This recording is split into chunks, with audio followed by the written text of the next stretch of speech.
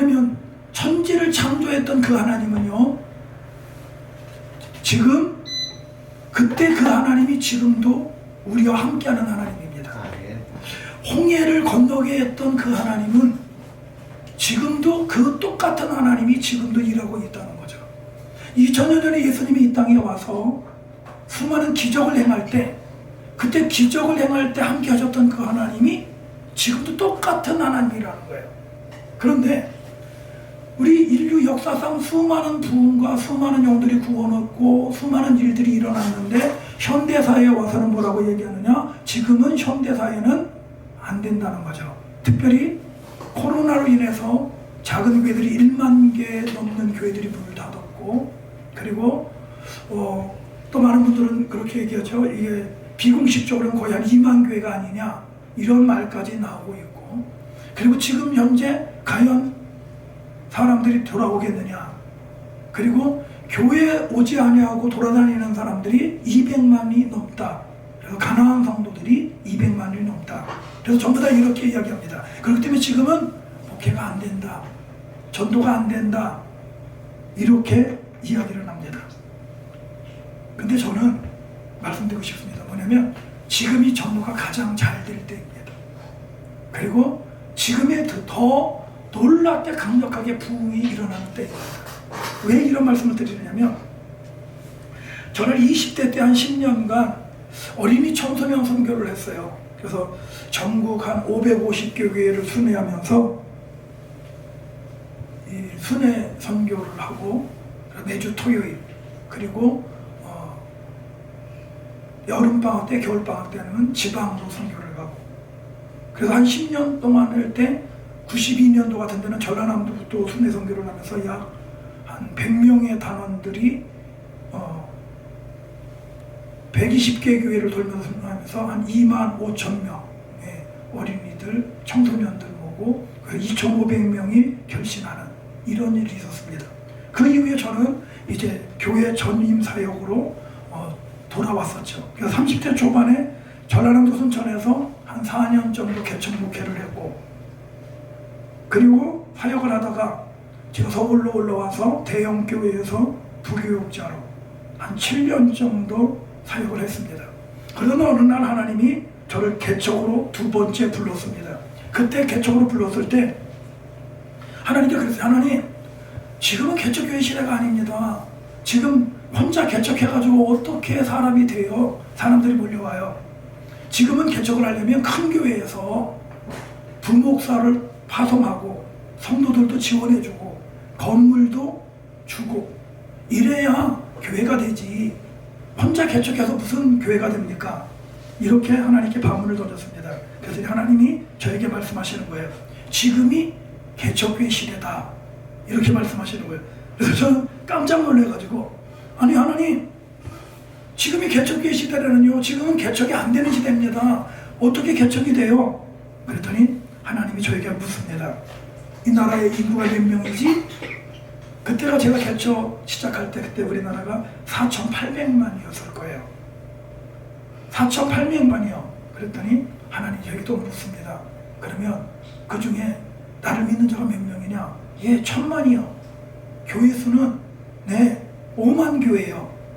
그래? 그렇다면 1,000만 명의 성도가 되기까지 몇 교회가 필요했지? 5만 교회요. 그래, 그럼 4천만이 불신자가 아니냐? 그럼 4천만이 불신자라면 1,000만이 되게 5만 교회, 1,000만이 5만 교회가 1,000만 교회를 만들었다면 복음화 시키려면 20만 교회가 필요하다는 거잖아요. 그래서 하나님이 또 이야기합니다. 지금 세계 인구가 몇이냐? 지금은 82억 명인데 그 당시 68억 명이었습니다. 예, 68억 명이요. 그래, 기독교 인구가 몇 명이냐? 예, 23억 명이요. 그래, 그러면 45억 명이 불신자가 아니냐? 그러니까 지금 개척을 해야 되는 시대다. 왜냐면 우리나라 성장한 모든 교회들의 대부분은 80~90%는 다 이동 성장이거든요. 지방에서 올라온 사람, 작은 교회가 몰려가고 교회가 깨져서 거기서 나가고, 제가 있는 천호동에 있는 거기에도 아주 잘 나가는 그 다니엘 맞나요? 다니엘 기도회로 유명한 교회. 예, 그 교회가 성장할 때 주위에 있는 교회가 아주 그냥 다 흡수돼서 들어갔거든요. 어떤 모교회는 한 2,000명이 그 교회로 가고, 그러니까 유명한 교회들에 있는 데는 문제가 있으면 다 걸리고 몰려 들어갔죠. 그 정도로. 그러니까 이 크게 성장한 교회들의 대부분이 보면은 전부 다 걸리 몰려가는 거예요. 그러니까 어느 정도였냐면, 그때 제가 부목사를 있었는데, 있었던 그 권사님이 나가가지고 그 교회로 갔어요. 그래가지고 이 셀 모임에 갔는데, 셀 모임을 하는데 10명이 모였는데 모두 다 다른 교인이었어요. 한 명도 그 교회 교인이 없어요. 저도. 그렇게 이제 부흥하는. 그러니까 교회들마다 부흥하는 일들이 이런 식이었다는 거죠. 그래서 저는 지금 이런데 무슨 개척교회 시대입니까? 그때 하나님이 보여준 거는 바로 이거였습니다. 그렇구나, 지금이 개척교회 시대구나. 그러면서 마태복음 28장에 있는 너는 가서 모든 민족으로 제자를 삼으라는 이 말씀을 주면서 저에게 비전을 주셨어요. 그러면서 하나님이 저에게 말하는 게 뭐냐면, 너는 5,000명의 황홀한 평신도 사역자들을 세워라. 제자들을 세워라. 그리고 500명의 선교사나 교회를 세우는 이 일을 해라. 그 말씀을 하셨어요. 그리고 나서 하나님 뭐라 하냐면, 다 준비됐다. 너 가서 일만, 여기 교회 열심히 일만 하라 그러더라고요. 그래서 저는 금방 부흥될 줄 알았습니다. 그래서 나와가지고 교회를 개척했는데 2년 동안 한 영혼도 안 와요. 2년 동안 한 명도 안 오더라고요. 그리고 하나님께 기도만 하면 너는 내 앞에 앉아 있으라. 그래서 저는 매일 앉아 있었습니다. 새벽 3시에 나오면은 밤 12시 들어갈 때까지 매일 앉아 있었어요. 근데 개미 새끼 한 마리 안 오더라고요. 그렇게 개척한 지 2년 정도 되니까 이제 힘이 쭉쭉 빠지기 시작하는 거예요. 점점 힘이 빠지면서 이제 교회는 6개월치 세는 빌리고 더 이상 교회를 유지할 수 없는 그런 힘이 없더라고요. 그래서 그때 생각은 뭐냐면, 나는 개척의 은사가 없나 보다. 이제 여기서 더 이상 가는 거는 무리다. 이제 교회를 접기로 결정을 했습니다. 근데 하나님이 개척을 하라고 그랬는데 그거를 또 그냥 접기는 거 하잖아요. 그래서 연말에 12월 31일 송구영신 예배를 기점으로 해서 제가 3일 금식에 들어갔습니다. 교회 단에서 3일 금식을 하고 마지막 31일 날 제가 이 앞에서 단에서 이제 기도하다가 이제 송구영신 예배를 드리려고 일어났고, 아내는 뒤에 앉아 있었고, 근데 그때 밤 한 10시 정도 된 것 같아요. 근데 갑자기 기도하고 있는데 아내가 뒤에서부터 막 뛰어오는 거예요. 핸드폰을 또 띄우면서 이거 보시라고. 내가 변한 건 뭐냐면, 거기에 6개월치 새가 들어와 있는 거예요. 밤 10시에. 그래가지고 그걸 보는 순간 하나님이 목회 그만두지 말라는 거잖아요. 그래서 송구영 예배를 드리고 1월 달부터 이제 전도 현장에 나가기 시작했습니다. 영하 15도, 영하 17도 가서 전도 현장에 나가면서 막 얼굴이 꽁꽁 얼고 그랬어요. 그런데 제가 20대 때 어린이 청소년 선교를 한 550교회 순회했다고 그랬잖아요. 근데 부목사로 또 있으면, 큰교회 부목사로 있으면서 많은 걸 했잖아요. 근데 맨몸으로 혼자 아내하고 둘이 가서 전도하는 거는 차원이 다르더라고요.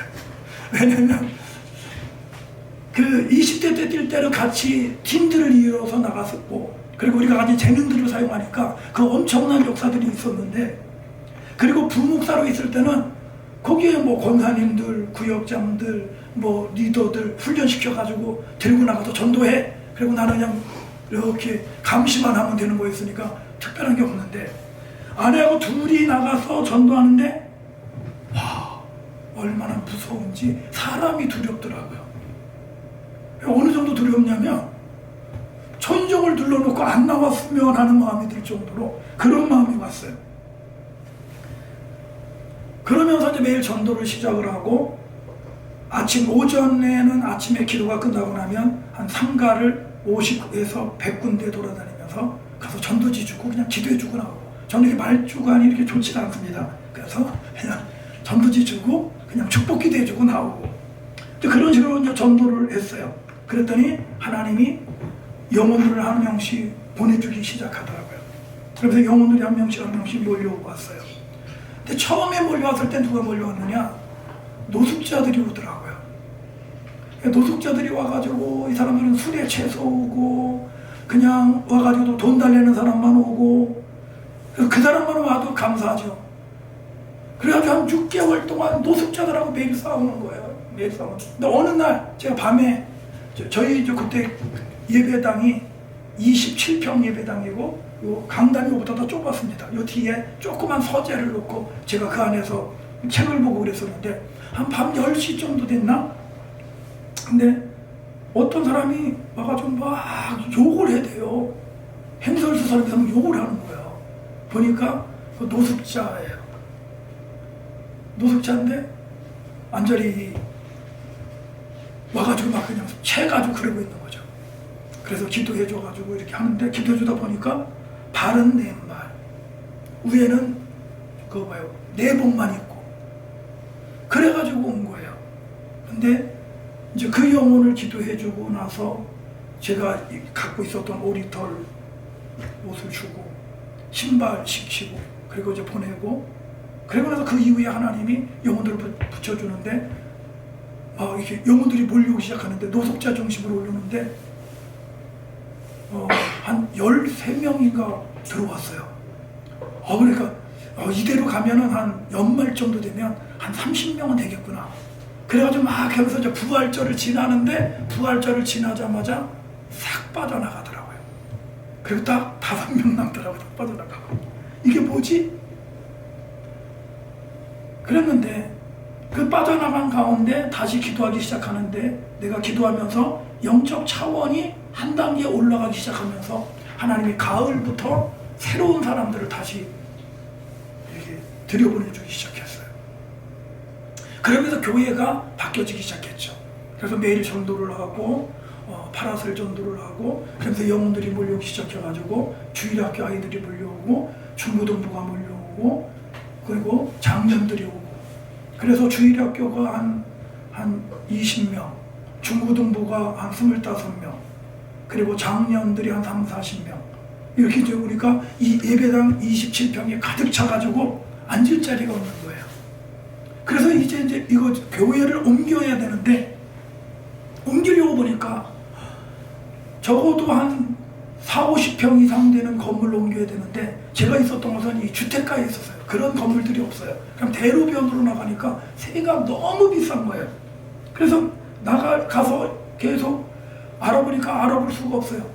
그리고 나서 한 1, 2년 동안 계속 교회를 알아보는데 우리의 이 재정적인 능력을 감당할 수가 없는 거예요. 그러다가 하나님이 지하 120평 지하를 하나 좋은 게 나왔어요. 그래가지고 사택도 다 빼고 성도들 같이 저기 해가지고 가서 그걸 옮겼어요.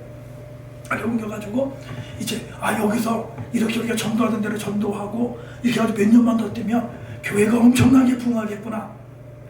그래가지고 갔는데 120평이니까 완전히 운동장이고 너무 큰 거예요.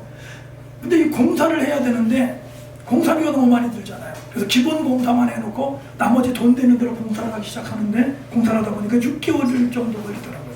근데 6개월 정도 하다 보니까 기도도 못하게 되고 전도도 못하게 되고 그러면서 영적으로 완전히 다운돼 버렸어요. 제가 그냥 힘이 없이 그냥 더 다운돼 버린 거예요. 아주 무기력하게 돼버린 거죠.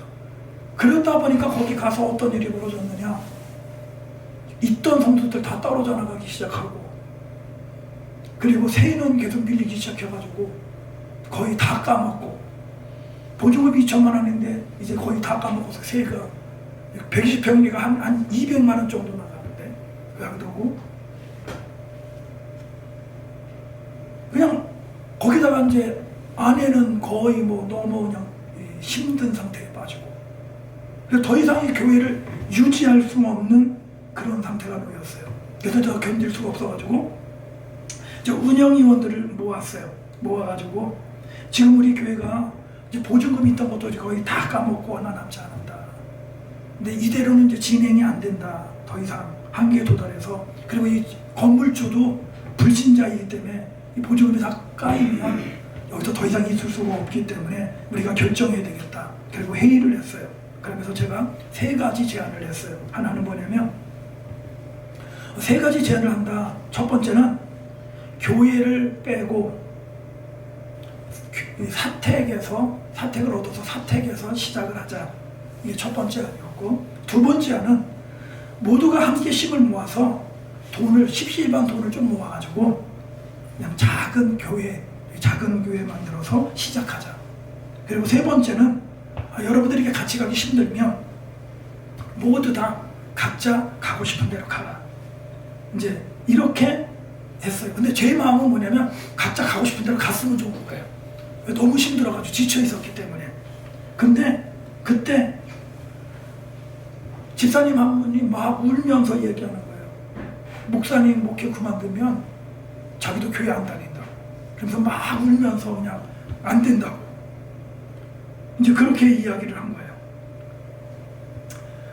그리고 나서 이제 그때 이제 아내가 굉장히 힘들었거든요.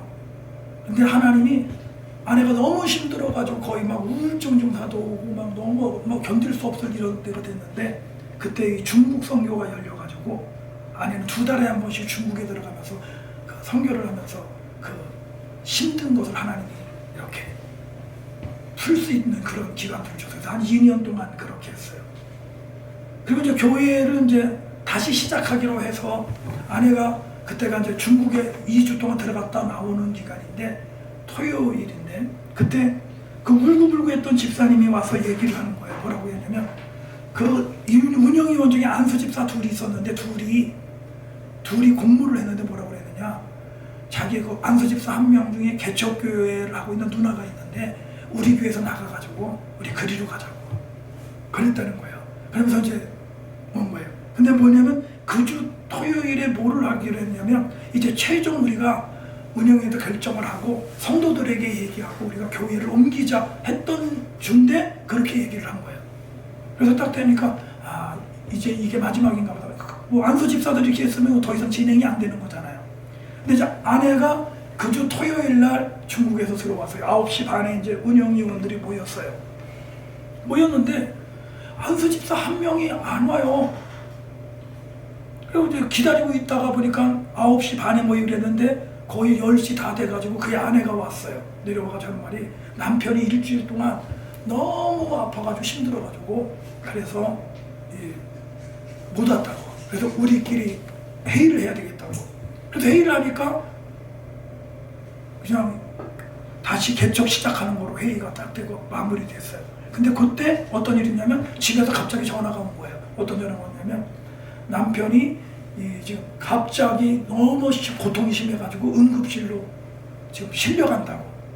그래서 응급실로 실려갔어요. 나중에 보니까 이 맹장이 터져버렸어요. 그래서 일주일 동안 있으며 수술하면서 거기서 회개하고 나와가지고 목사님하고 평생 가야 되나 보다 하고 회개하더라고요. 지금도 교회에 있습니다. 그래가지고 교회를 다시 시작이 되어지면서 중학교 2학년 아이가 자기 통장을 털어요. 그래서 20만원의 건축헌금을 넣은 다음에 그 다음부터 하나님이 돈을 주기 시작하는데, 우리 네트워크에서 같이 기도하던 목사님이 내가 좀 도와줄게 하더니 그분도 어려운데 한 500만 원 주시더라고요. 그리고 30만 원, 50만 원, 120만 원, 1000만 원 막 이렇게 들어오기 시작한 거예요.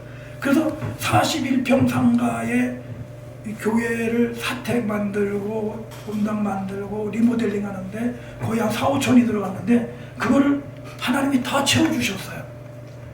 그래서 하나님이 이렇게 일하게 하시는구나. 그러면 이제 열심히 전도를 해야지. 하나님 다시 시작하라고 그러니까. 내가 할 수 있는 거 그뿐이 없으니까. 그래서 이제 전도하기로 결정하고 이제 열심히 전도하는 거예요. 근데 이게 쉬운가요? 그전에도 저기인데 잘 안 되죠. 안 되고. 그러다 거기서 이제 몇 년 이렇게 지나다가 이제 이대로 가면 안 되겠다. 이제 결정을 했어요. 이대로 가면 안 돼도 이제 정말로 올인해서 한번 달려보자. 올인해서 여기서 이걸 결과를 가져와야지.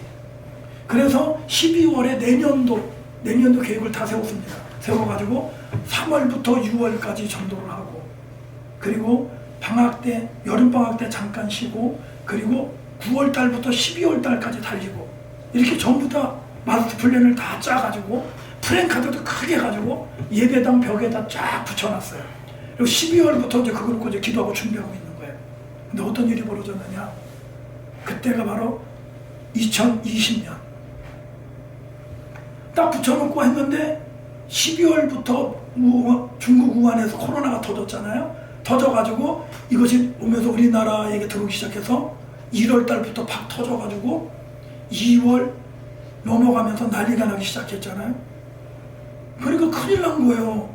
나는 이제 본격적으로 마지막, 내 목회의 마지막이라고 생각하고 뛴다고 준비를 해놨는데, 그리고 2월 28일 날 선포주의를 하고 3월 달부터는 몇 명 남지도 않은 성도들이지만 같이 전도 전력해가지고 1년 동안 달려가기로 했는데 코로나가 터지고 나니까 전도하자고 말을 할 수 없는 거예요. 그래서 2월 28일 날 전도 선포주일도 못했어요. 말을 할 수가 없는 거예요. 지금 막 그냥 사회적 분위기가 그렇게 가고 3월 달로 넘어가면서 3월, 4월, 5월로 가면서 신천지 코로나 터지고 사랑제일 코로나 터지고, 그래서 뭐냐면 교회가 뭐가 돼요? 이 코로나의 원흉인 것처럼 완전히 몰아가가지고 그렇게 힘든 거죠. 그래서 너무 힘든 거죠. 이거 올해 지금 전도해야 되는데 이런 상태가 되어졌는데, 그런데 그때 6월 달쯤인가 생각이 돼요. 6월 달 그날이 수요일이었는데 수요일 날 이제 수요 예배를 준비하고 있었어요. 그랬더니 후배 목사님이 전화가 왔어요. 전화가 오더니 목사님 오늘 방송 봤어요? 그래요. 아니 무슨 방송인데요? 예, 오늘 국무총리가 집합 금지 명령을 내렸어요. 행정명령을 내려서 이제 5명 이상 모일 수가 없대요. 교회는 문을 닫아야 된대요. 예배 드릴 수 없대요. 목사님은 어떻게 하실 거예요? 그러는 거예요. 아니 어떻게? 그럼 뭐 기도해봐야죠. 저도 더 당황이 됐죠. 예배까지 드리지 못해 이 상황에서 그럼 어떻게 하지? 그러면서 이제 기도를 했어요. 그때 하나님이 3가지를 말씀하시더라고요. 한 가지는 뭐냐면 내 백성을 찾아라. 그러는 거 첫 번째. 그래서 좀 깜짝 놀랐어요. 아니 하나님 꼭 사오정 같아요. 무슨 지금 전도할 수 없고 예배당을 문을 닫아야 된다는데 내 백성을 찾으래요. 그랬더니 좀 있더니 하나님 하나님께 기도를 회복시켜라. 그리고 예배를 회복시켜라. 이 3가지를 주셨어요. 근데 하나님이 말씀하셨으면 순종해야 되잖아요. 그래가지고 이제 마음을 가다듬고 전도 현장으로 나갔어요. 전도지를 들고 가방 하나에다가 전도지 놓고 전도지 들고 나갔는데 사람들을 보는데 사람이 얼마나 무서운지 전도지를 줄 수가 없더라고요. 그래서 전도지 주지 못해가지고 1시간 동안 돌면서 전도지 한 장 두지 못하고 그냥 돌아갔어요. 주면서 그냥 또 들어오고 그냥 들어오고 그렇게 며칠을 했는지 몰라요. 근데 너무나 가슴 아프고 힘든 거예요. 주님은 가서 전도하라고 했는데 목사가 돼서 전도도 못하고 사람들 무서워가지고 그랬는데, 그러다가 하나님 말씀을 따라서 이제 전도지를 주었어요. 근데 놀라운 반응이 일어나는 거예요. 전도지를 줬는데 너무 감사하는 거예요. 왜? 사람들이 코로나로 너무 지쳐가지고 너무 힘들어가지고 이 사람들이 복음의 소식을 들으니까 막 너무 좋아하는 거예요. 한번 그때 상황을 한번 영상 첫 번째 영상 한번 들어주세요.